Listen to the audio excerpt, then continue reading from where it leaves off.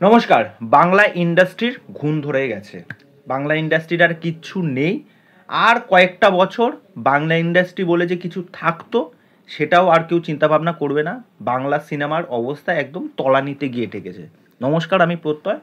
তা এই বিষয়টা কি তোমরা কেউ জানো যে অনির্বাণ ভট্টাচার্যকে ব্যান করে দেওয়া হয়েছে?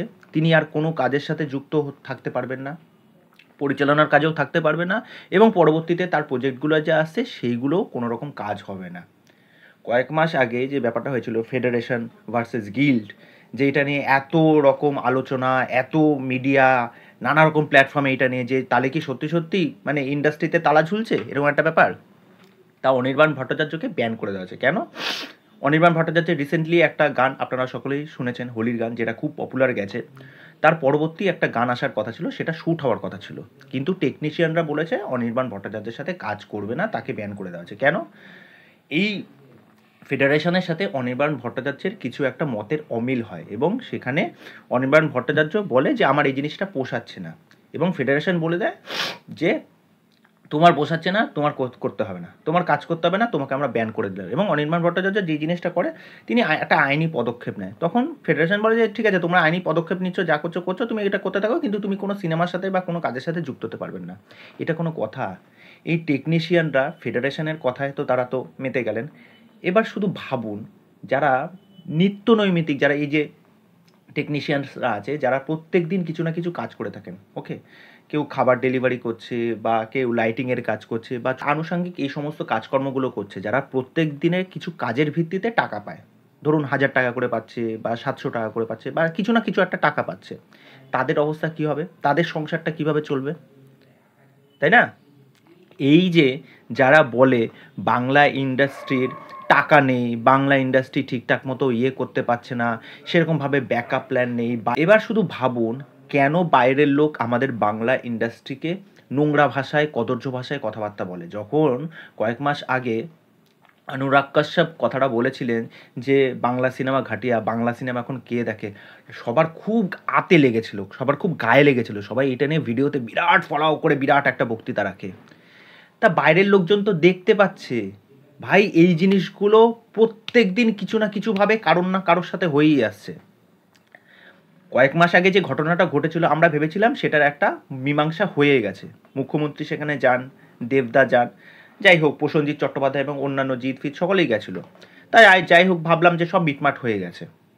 আবার এখন দেখি এই অবস্থা। মানে বাইরের চাকচিক্য দেখে আপনি ভাববেন যে সব ঠিক আছে, ঠিক আছে, কিন্তু ভেতরে ভেতরে সবার এই অবস্থা। এই বাংলা ইন্ডাস্ট্রির আর কিচ্ছু হবে না।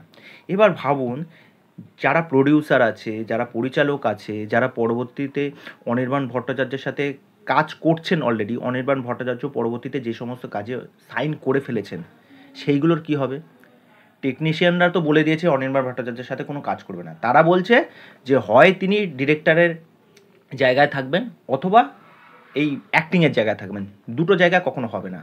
আমি বুঝি না বাঙালিদের এই চিরাচরিত মজ্জাগত স্বভাব, মানে নিজেদের মধ্যেই খেয়ে মানে কেউ কাউকে দু চোখে দেখতে পাচ্ছে না।